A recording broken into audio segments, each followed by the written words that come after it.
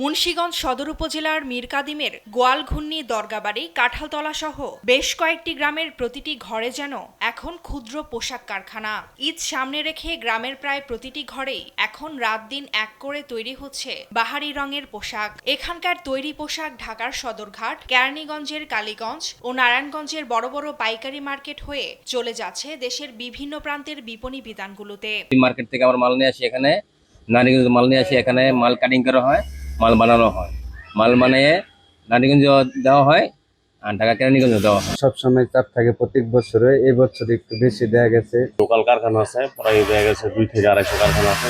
সরকার যদি সহযোগিতা করে তাহলে দেখা যাচ্ছে মানুষকে লাভবান দেবো, শ্রমিকও লাভবান হইব। এই পোশাক পল্লীতে আধুনিক প্রযুক্তির কম্পিউটারাইজড এমব্রয়ডারি মেশিনে করা হচ্ছে নানা রকম নান্দনিক কারুকাজ। পোশাককে বর্ণিল করতে কারিগররা নিপুণ হাতে যুক্ত করছেন রং বেরঙের লেস ও পুঁথি। কাপড় কাটা, সেলাই, ডিজাইনে এখন দিনরাত ব্যস্ত সময়ে পার করছেন কারিগররা।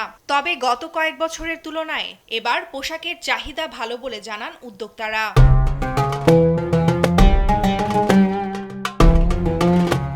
পোশাক মনে করেন যে অনেক কোয়ালিটি আছে, ঠিক আছে। এই যেমন ভাঙচুর আছে, জাপলান আছে, ঠিক আছে, 3D আছে। আমরা যে মালটা সিলাইতেছি, মালটা এই বছরের সিজনটা খুবই ভালো যাইতেছে। কাজের চাপ এতটাই পরিমাণ যে আমরা 4 ঘন্টা ঘুমাইতে। মুন্সিগঞ্জ বিসিক কর্মকর্তা জানান, এই পোশাক পল্লীতে কর্মসংস্থান হয়েছে অন্তত 15,000 শ্রমিকের। এ ধারা অব্যাহত থাকলে একসময় আন্তর্জাতিক পরিমণ্ডলে এর খ্যাতি ছড়িয়ে পড়ার আশা তার। ট্রেনিং দিয়ে সহায়তা করে থাকি, মনিটরিং এবং কি বিশেষজ্ঞ পরামর্শ দ্বারা তাদেরকে বিভিন্ন সময় তাদের পাশে থেকে সহায়তা করে থাকি। এছাড়াও আমাদের কিছু ক্ষুদ্র ঋণ কর্মসূচি আছে।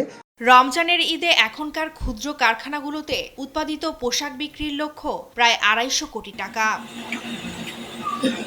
ফারজানা আফরোজ টুম্পা, নিউজ ডেস্ক, দেশ টিভি।